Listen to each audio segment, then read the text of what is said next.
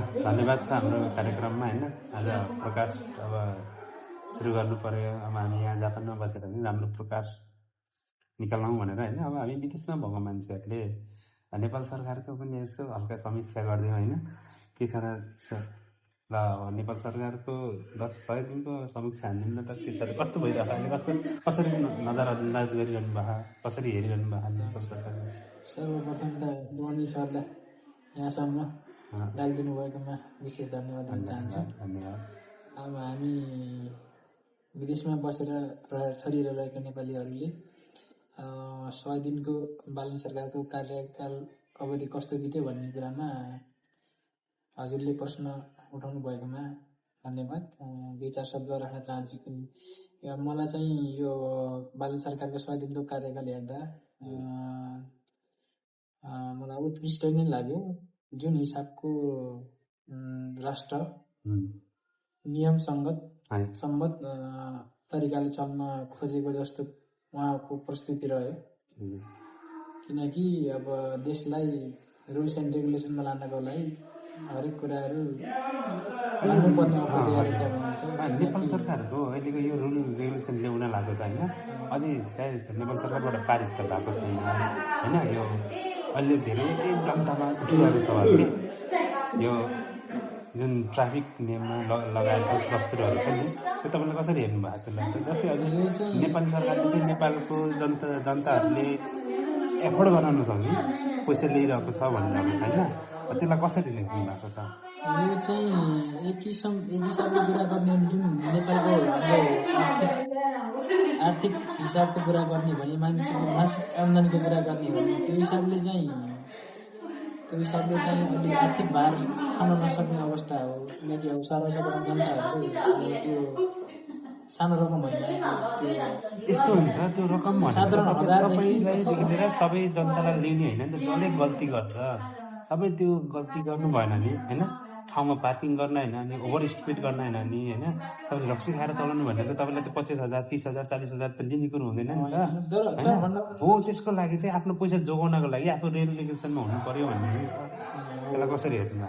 यो चाहिँ मलाई चाहिँ कस्तो लाग्छ भने मेरो व्यक्तिगत धारणा है। अब हजुरहरूलाई त कस्तो लाग्छ सबैको आफ्नो विचार हुन्छ होइन। मलाई चाहिँ आफ्नो विचार एउटा व्यक्तिगत विचारधारा लाग्छ होइन।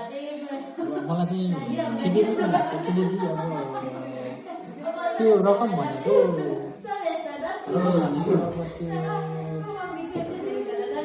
कुन हिसाबको गैर कानुन त्यो नियम उल्लङ्घन गरेको त्यसको आधारमा क्याटेगोरी छुट्याएको छ।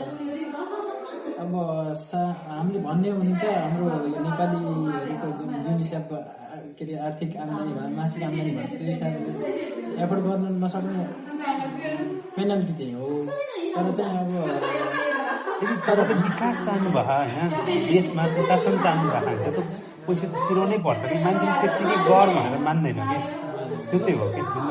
मानौँ तपाईँ नर्मल केही नगरिकन राम्रो आफ्नो रोलमा हिँड्नु भयो होइन, अनि मैले रक्सी खाएर आएर गाडी चलाएर तपाईँलाई हान्ने तपाईँको ज्यान त सित्तैमा गयो नि त।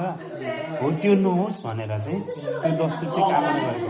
तपाईँले एफोर्ड गर्ने सक्ने गर्नु भयो भने तपाईँलाई 5,000 रक्सी खाएर गाडी चलाएको तपाईँलाई 5,000 दिन थाल्यो भने तपाईँ 5,000 छ म तिर्न सक्छु भन्ने चाहिँ तपाईँले खाइदिएर चलाइदिनुहुन्छ होइन। त्यहाँ सित्तैमा अर्काकोमा ज्यान गएको हुन्छ नि त होइन। त्यही भएर तपाईँले एफोर्ड गर्नु नसक्ने चाहिँ लगाउनु पर्छ क्या। हो, मैले चाहिँ खाएर चलाएँ भने चाहिँ मैले तिर्न सक्दिनँ भन्ने चाहिँ लगाउनु पर्यो क्या। त्यो भएन भने चाहिँ विकास हुँदैन नि त देशमा। मैले भन्न खोजेको के भने तपाईँले सबैले एफोर्ड गर्न सक्नु भयो भने तपाईँले 5,000 छ जहाँ त गएर खाएर के हुँदैन होइन, गइन्छ नि त भन्न खोजेको कि। सन्तोषमा अलिकति हजुरलाई मैले भन्न खोजेको कुरा चाहिँ विस्तृत रूपमा हजुरलाई जानकारी गराउँछु। किनकि मैले भन्न खोजेको कुरा चाहिँ के भने हाम्रो जुन हिसाबको हाम्रो देशको मानिसहरूको जुन हिसाबको मासिक आम्दानी छ त्यो हिसाबले चाहिँ पेनाल्टी लाउँदा चाहिँ त्यो पेनाल्टी एफोर्ड गर्न सक्दैन कि भन्ने एउटा विचारधारणा हो होइन।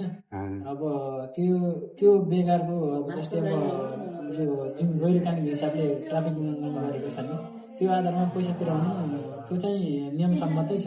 किनकि रुल्स एन्ड रेगुलेसनमा जानैपर्छ। अब तपाईँहरूकै मागमा छ होइन, जस्तै अब सरकारले नि बाटोघाटो राम्रो दिएन भन्नुभएको होइन तपाईँहरूले, त्यो त त्यो एउटा कुरा हो। तर बाटोघाटो राम्रो दिनु भन्ने पहिला नि जनताहरू चाहिँ अनुशासित हुनुपर्छ भन्ने लाग्दैन तपाईँहरूलाई? हो, एकदम राम्रो कुरा गर्नुभयो कि त्यो चाहिँ एकदम जबसम्म जनता अनुशासित नियमसम्मत तरिकाले चल्दैन तब राष्ट्र अगाडि बढ्न सक्दैन। किनकि हरेक रुल्स एन्ड रेगुलेसन भनेको राष्ट्र निर्माणको एउटा आधार हो। हजुरले भनेको कुरा एकदम सहमत छु। यस अहिलेको बालेन सरकारको लिन लागेको जस भनेको निर्णयहरू चाहिँ तपाईँ सहमत नै हुनुहुन्छ? एकदम राम्रो छ। कोही कुराहरू अब सबै कुराहरू 100% हुँदैन, कोही कुराहरू माथि हुन सक्छ। नियमहरू बनाउने बेलामा अब थोरै तल माथि हुन सक्छ। पछि कोही नियमहरू अलिक बढी फिनिसिङ हुनसक्छ, अलिक बढी स्ट्रिक्ट हुनसक्छ, कोही नियमहरू अलिक कम स्ट्रिक्ट हुनसक्छ। अब त्यो त्रुटिहरू थोरै धेरै त्रुटिहरू हुनसक्छ। तर समग्र भएका चाहिँ पालो सरकारको नियमहरू चाहिँ उत्कृष्ट हुँदैन। धन्यवाद, आइदिनु भएकोमा धेरै धेरै धन्यवाद। अनि यो कुरालाई समीक्षा गर्न पाइयो, खुसी लाग्यो होइन। अझै पनि यो अब आफू तपाईँ विदेशमा भए पनि होइन, आफूले सक्दो जनचेतनाहरू चाहिँ दिँदै गर्नु होला होइन। अब तपाईँले अब यो विदेशमा त तपाईँ पनि गाडी चढ्नुहुन्छ होइन, यसको बारेमा तपाईँले भोग्नु भएको, कति तिर्नुपर्छ, के गर्नुपर्छ, कस्तो रेगुलेसनहरू तपाईँले यही विदेशमा हुने नि कस्तो व्यवहार गर्नुभएको, तपाईँ आफू सक्दो आफ्नो देशमा भएको नि यो रुल रेगुलेसन राम्रो छ हो भने चाहिँ तपाईँलाई यसो चेतना दिँदै गर्नु होला। धन्यवाद। इन्भाइट गरिदिनु भएको विशेष त बालेन सरकारको बारेमा दुई चार शब्द धन्यवाद।